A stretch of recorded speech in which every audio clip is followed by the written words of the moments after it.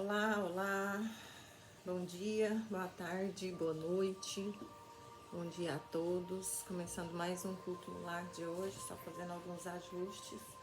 Entrei faltando um minutinho, hoje estou de poucas palavras, para que a gente possa fazer o nosso estudo hoje. Eu tô pensando uma musiquinha aqui pra gente cantar. Quero ter uma aura rosa, calma, perfumada e formosa. Quero plasmar sonhos, fazer todos seres risonhos, neste mundo a viver. Que brotem flores e mais flores, que o trabalho me eleve, que o amor me console. Lá, lá, ya, lá, ya, lá, ya.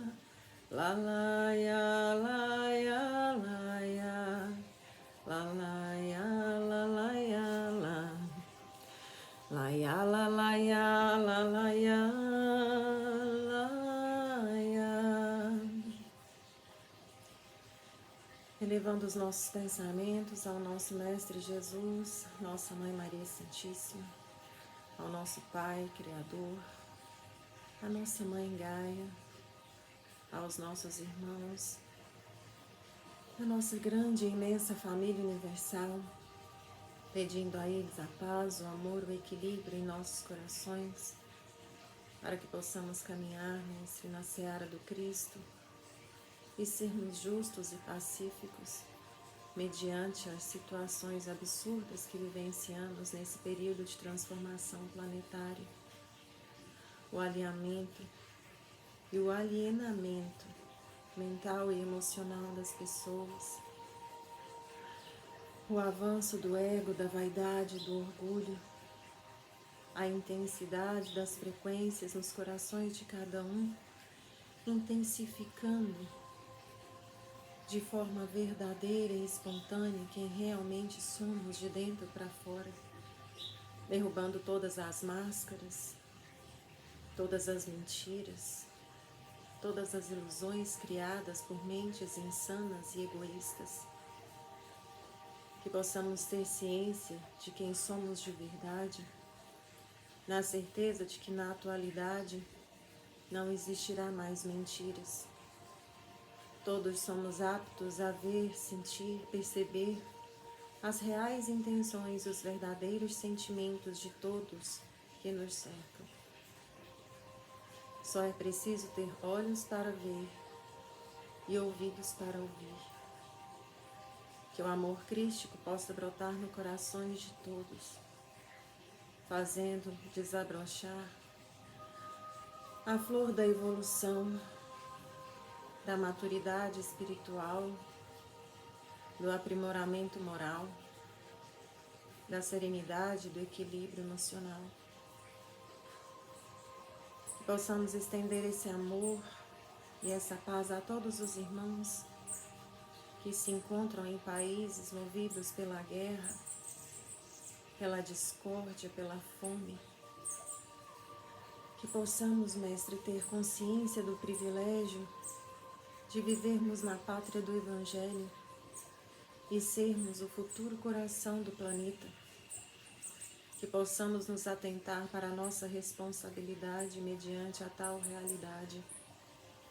Principalmente, que possamos estender as mãos para aqueles que ainda não despertaram, que vivem em completo desespero, afogados em suas dores, as alimentando dia após dia, sedentos de atenção e afogados em egoísmo, em vaidade, em seu próprio ego. Gratidão, Mestre, pela clareza de mente e pensamento, pela disponibilidade da busca do conhecimento, na certeza de que falar é fácil. Difícil é buscar a verdade nos livros e em nossos próprios corações. Que possamos nos atentar ao verdadeiro comportamento de Cristo, sem distorções, para que possa favorecer as nossas intenções. Graças te damos hoje e sempre, Mestre, e que assim seja.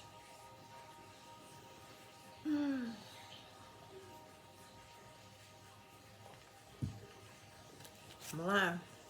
Evangelho segundo o Espiritismo. Nós estamos estudando o desprendimento dos bens terrenos. Nós já lemos os primeiros parágrafos e vamos começar já aqui embaixo. Eu acho que no, deixa eu ver, 1, 2, 3, 4, quinto, sexto parágrafo. É em vão que na terra procurais vos iludir, colorindo com o nome de virtude o que frequentemente não é senão egoísmo, que chamais economia e previdência, o que não é senão cupidez e avareza, ou generosidade, o que não é senão prodigalidade em vosso proveito. Um pai de família, por exemplo, se absterá de fazer a caridade, economizará, amontoará ouro sobre ouro, e isso diz ele para deixar aos seus filhos o máximo de bens possível e lhes evitar cair na miséria. É muito justo e paternal, convenho, e não se sabe censurá-lo por isso, mas está aí sempre o único móvel que o guia. Não é, frequentemente, um compromisso com a sua consciência para justificar aos seus próprios olhos e aos olhos do mundo seu apego pessoal aos bens terrestres? Entretanto, admito que o amor paternal seja único móvel. É um motivo para esquecer seus irmãos diante de Deus? Quando ele mesmo já tem o supérfluo, deixará seus filhos na miséria porque terão um pouco menos desse supérfluo? Não é lhes dar uma lição de egoísmo e endurecer seus corações? Não é sufocar neles o amor ao próximo? Pois, pais e mães, estáis em grande erro se credes com isso aumentar a afeição de vossos filhos por vós. Em lhes ensinando a ser egoístas para com os outros, os ensinais a sê-lo para convoscos mesmo. Quando um homem trabalhou bastante e com o suor de seu rosto amontoou bens, vós os ouvis frequentemente dizer... Espera aí só um pouquinho.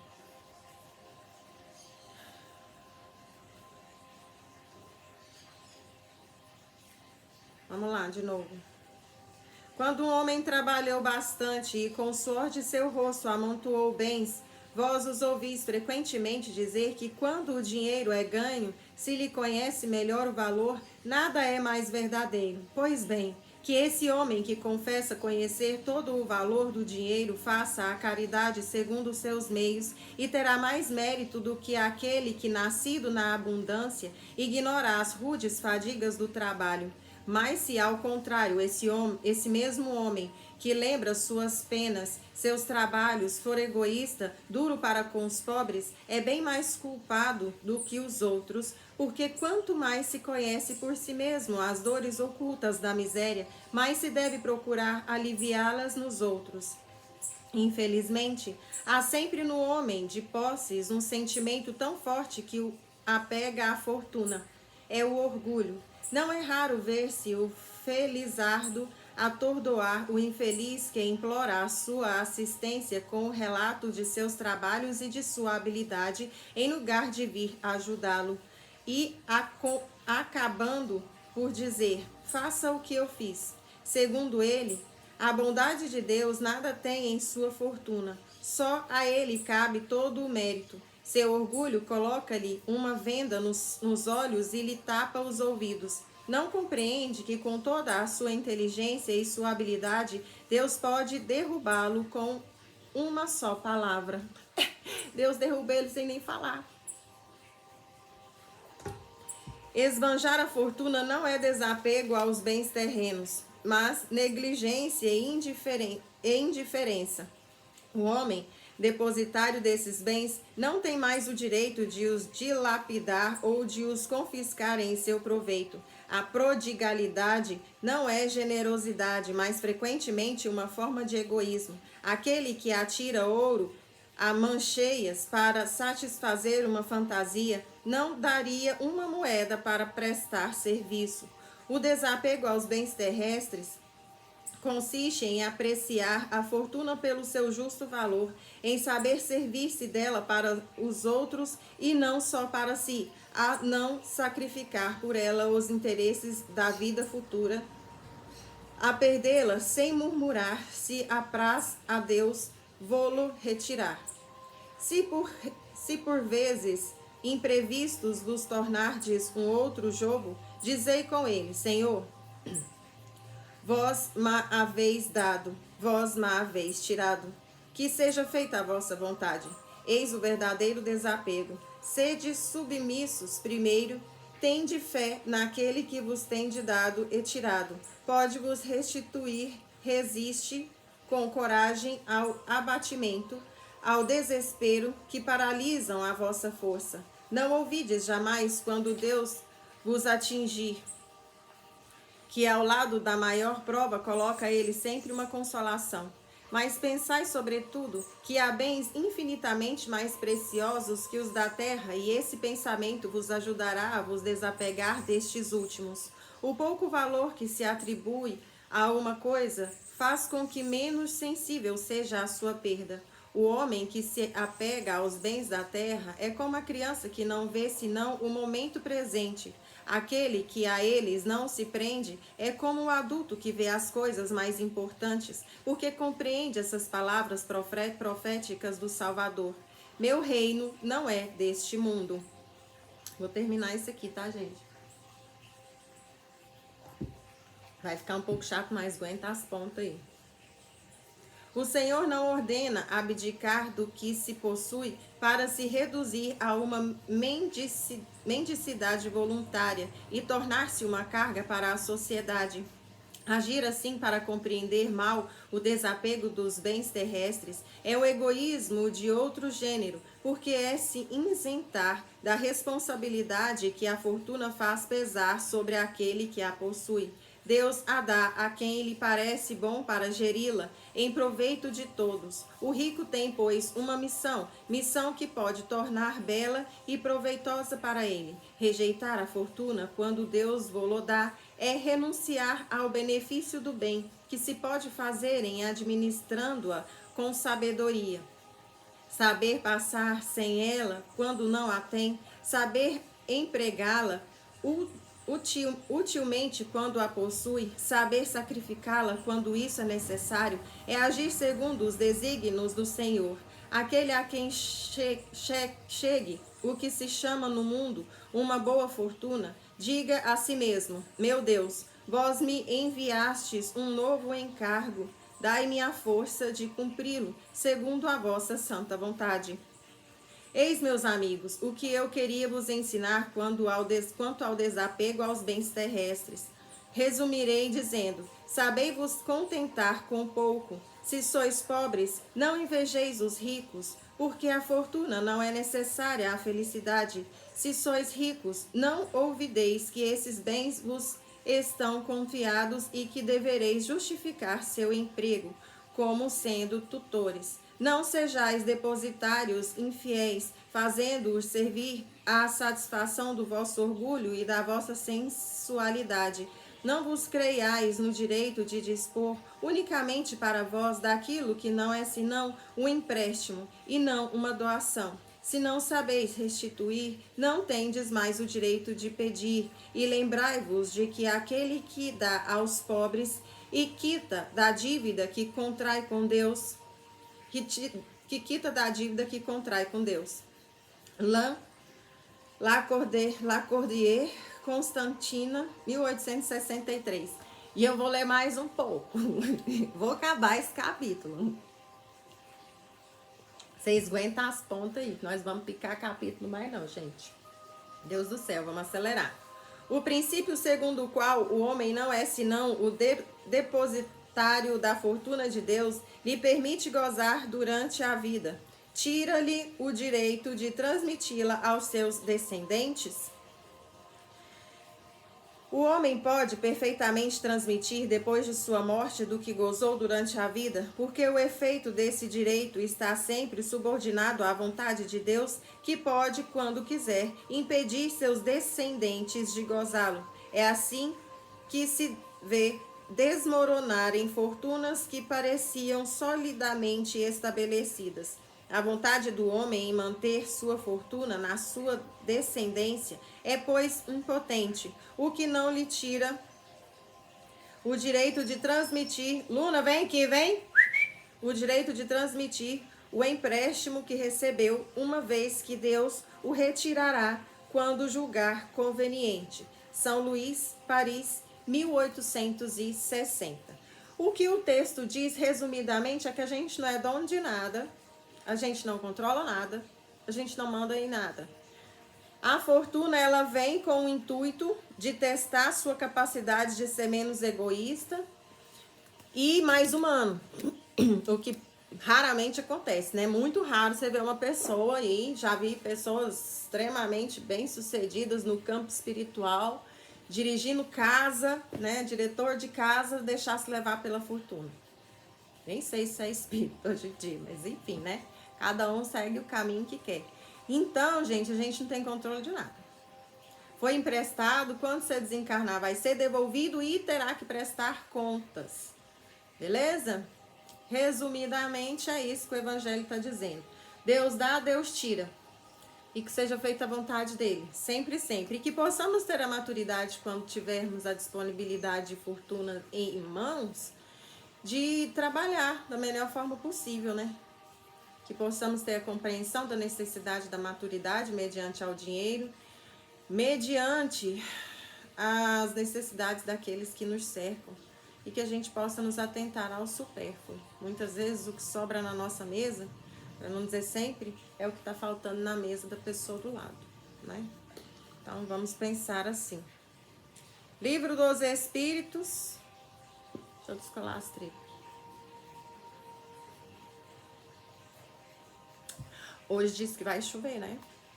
40 milímetros. Tomara. A gente tá precisando de chuva. A hora que a chuva for embora, nós vamos fritar aqui nesse sol. É um sol para cada um. Livro dos Espíritos, Privações Voluntárias, Mortificações. Nós vamos começar hoje. Pergunta de número 718. A lei de conservação obriga a prover as necessidades do corpo? E os espíritos respondem: sim, sem a força e a saúde, o trabalho é impossível. É repreensível ao homem procurar o bem-estar? E os espíritos respondem: o bem-estar é um desejo natural. Deus não proíbe senão o abuso, porque o abuso é contrário à conservação. Ele não incrimina a procura do bem-estar. Se esse bem-estar não é adquirido às custas de ninguém, e se não deve enfraquecer nem vossas forças mortais, nem vossas forças físicas. Nem vossas forças morais, nem vossas forças físicas. Pergunta de número 720. As privações voluntárias, em vista de uma expiação igualmente voluntária, têm algum mérito aos olhos de Deus? E os espíritos responderam: fazei o bem aos outros e merecereis mais. E aí Kardec fez mais uma pergunta logo abaixo. Há privações voluntárias que sejam meritórias? E os espíritos responderam: sim, a privação dos prazeres inúteis, porque ela desliga o homem da matéria e eleva sua alma. O que é meritório é resistir à tentação que solicita aos excessos ou ao gozo das coisas inúteis e tirar do seu necessário para dar àqueles que não têm bastante. Se a privação não é mais o que um vão simulacro, ela é uma zombaria. Pergunta de número 721. A vida de mortificação ascética foi praticada em toda a antiguidade e entre diferentes povos.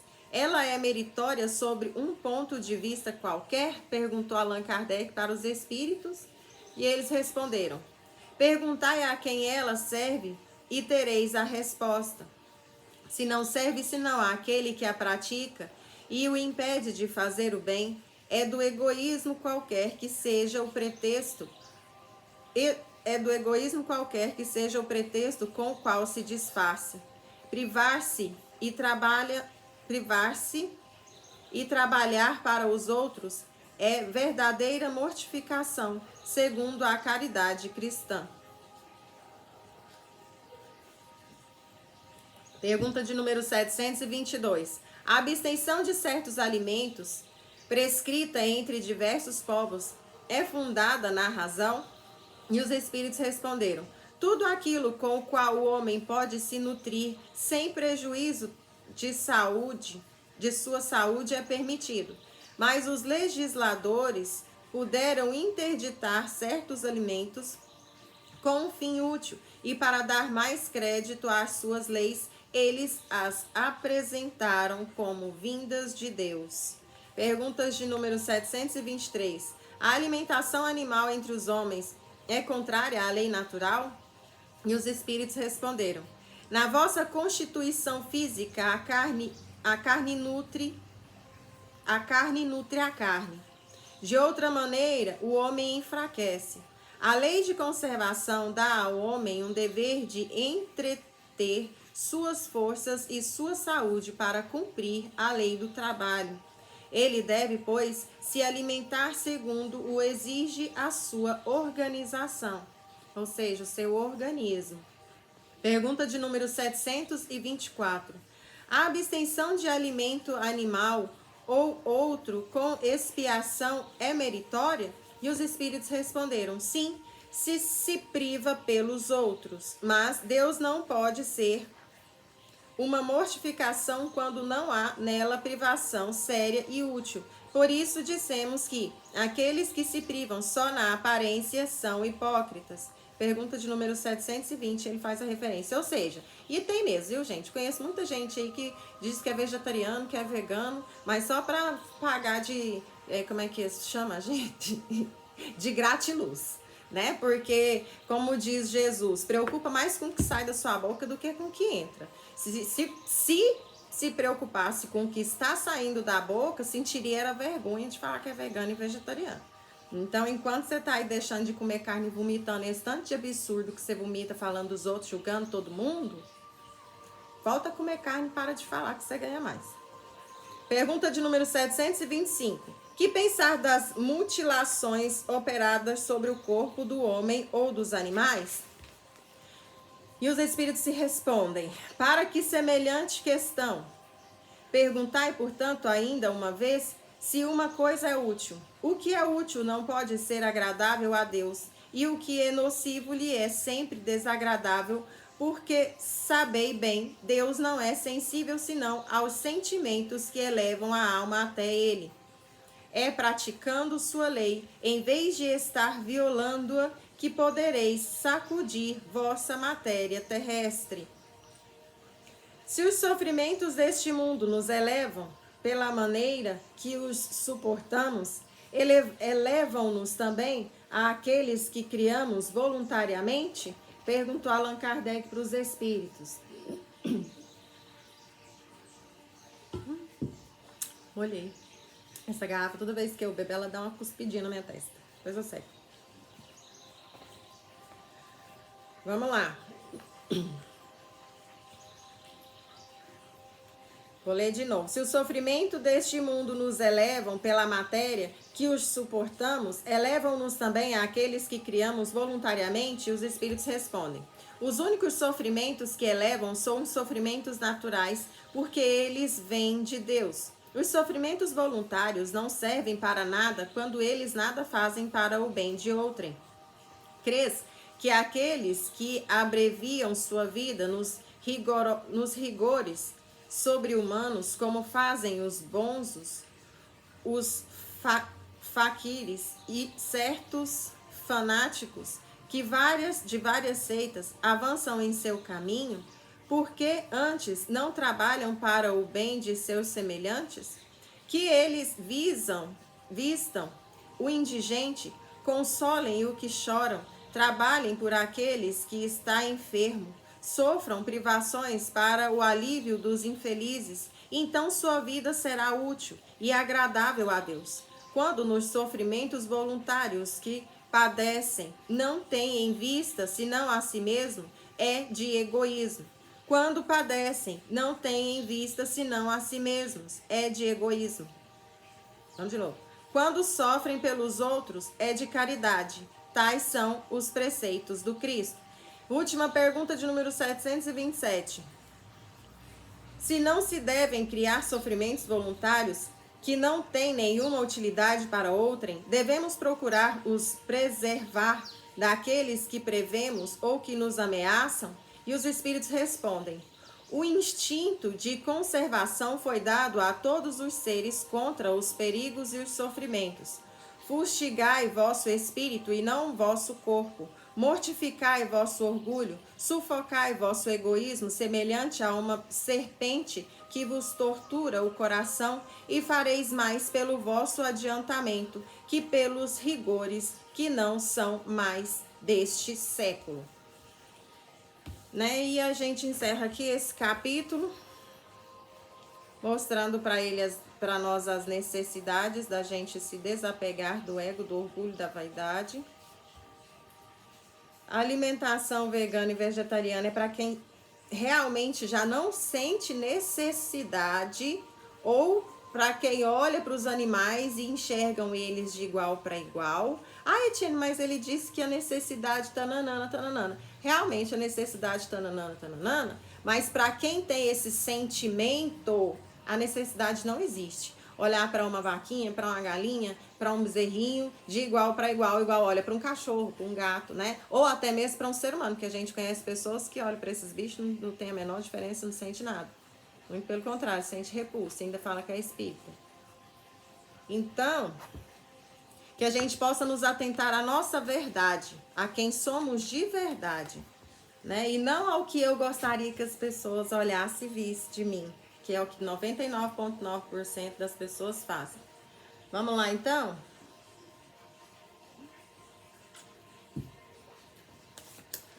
Vou de irmã Sheila. Ai, vamos pro tapa na cara semanal?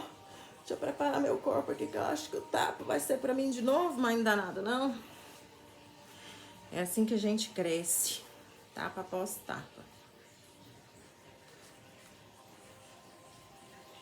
Vamos lá. Servindo e amando.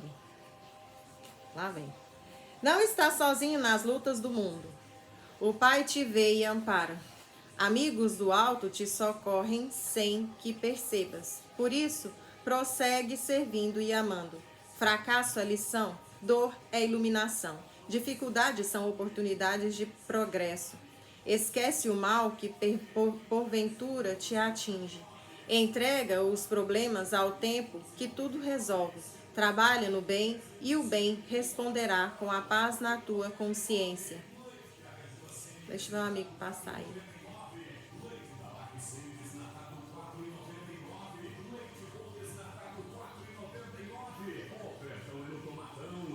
Tomatão.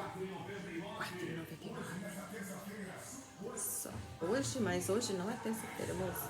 Vamos lá. Tudo ocorre visando ao progresso das criaturas. Segue operando com a luz do Evangelho, e a alegria iluminada de Jesus inundará tua alma, fortalecendo-te para as lutas redentoras que te conduzirão à vitória final. E que assim seja. Sabe que era para mim? Me conheço vocês também.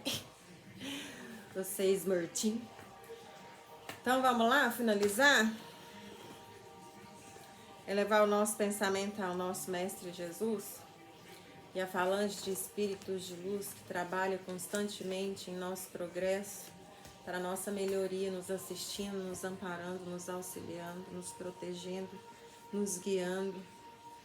Que possamos ser gratos aos nossos irmãos, muitas vezes aqueles parentes que já se foram e que choramos saudosos e que lutam, gritam, incansavelmente em nossos ouvidos, para que possamos ouvi-los, para que possamos enxergá-los, na certeza de que a vida nunca acaba e que só levaremos daqui aquilo que acrescentamos em nossas almas, que a matéria não passa de provação dolorosa, que chicoteia os nossos corpos, as nossas mentes, consciências, muitas vezes nos arrastando ao pântano lodacento do rancor, da mágoa, do remorso.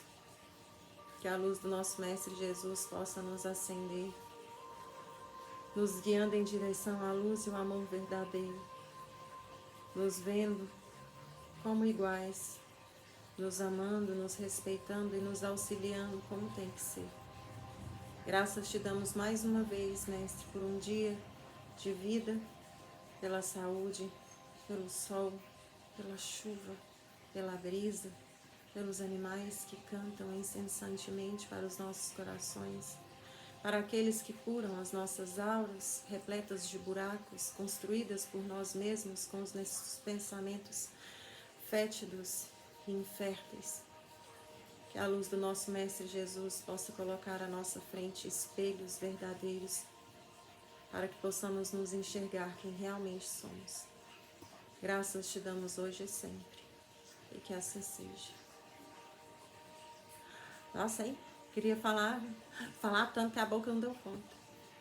Vamos lá?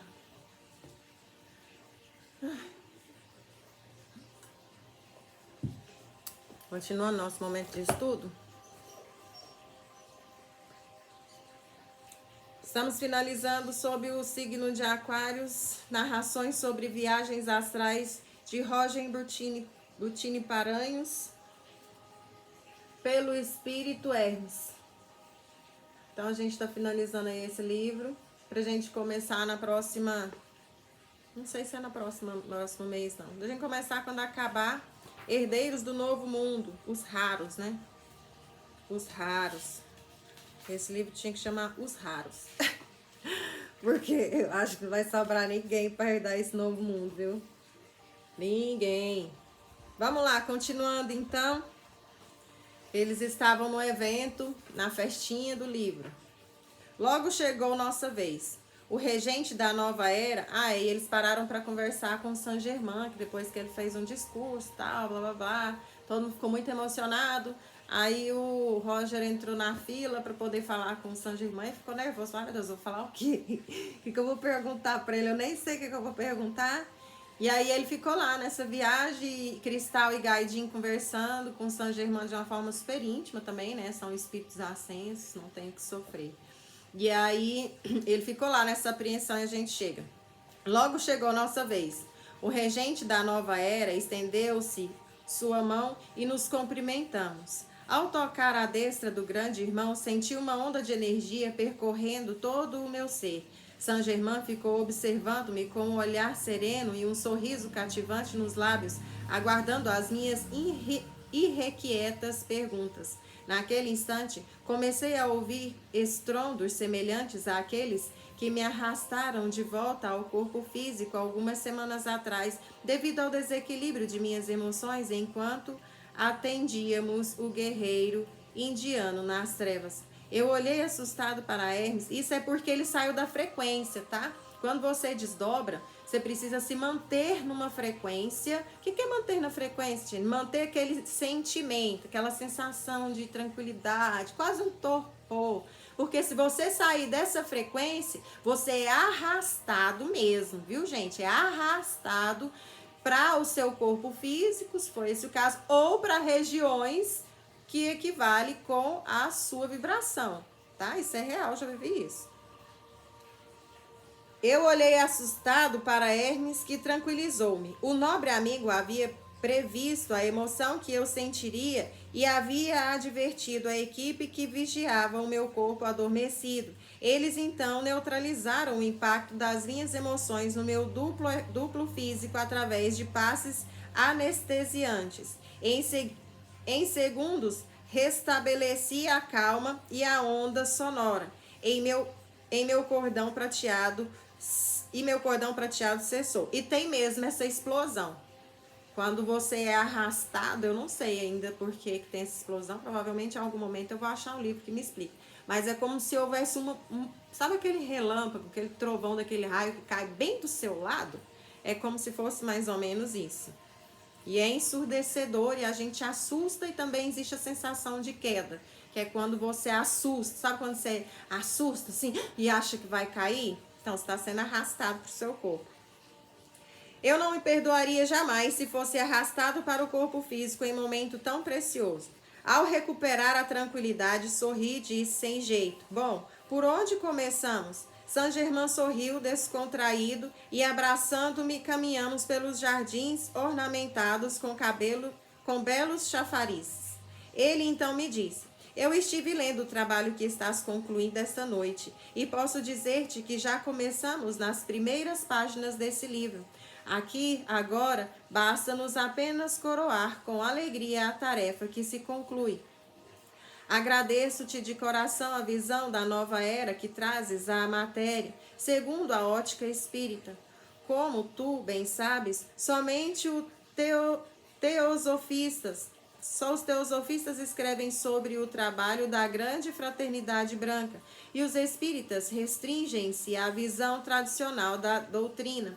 É importante que a tarefa, que deve ser de todos no futuro, seja difundida para todas as crenças e principalmente que o projeto de desenvolvimento da humanidade para o terceiro milênio seja abordado com profundidade. O raio transmutador violeta caracteriza o nosso trabalho na Terra, mas é importante que os homens compreendam que a era de Aquários contempla também inovações para o avanço do conhecimento espiritual e para as conquistas nos campos da tecnologia e do amor para o desenvolvimento humano.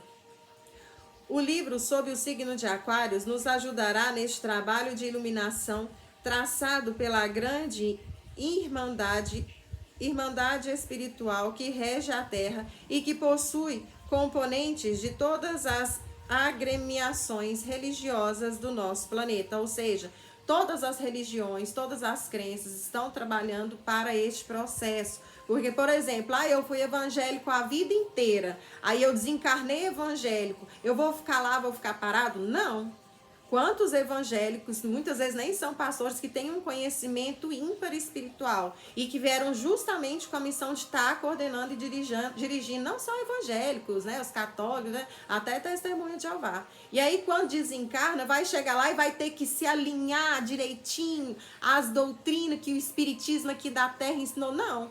Porque muitas coisas nem mesmo o espiritismo faz certo. Ele pode até ensinar certo, mas dificilmente faz certo. Aí o que acontece? Dentro do conhecimento que, por exemplo, o evangélico carrega, eles vão atuar também nesse processo de transformação do planeta. Com toda a egrégora, seja a egrégora aqui, seja a egrégora interplanetária que age aí ao redor na crosta, beleza? É chegada a hora, meu irmão, de ingressarmos a uma nova fase evolutiva para a humanidade. Chegamos ao fim do estágio primitivo de evolução onde o homem é escravo de si mesmo. Eu vibro com a liberdade e a liberdade é a meta que trabalharemos incansavelmente para alcançar nessa nova era.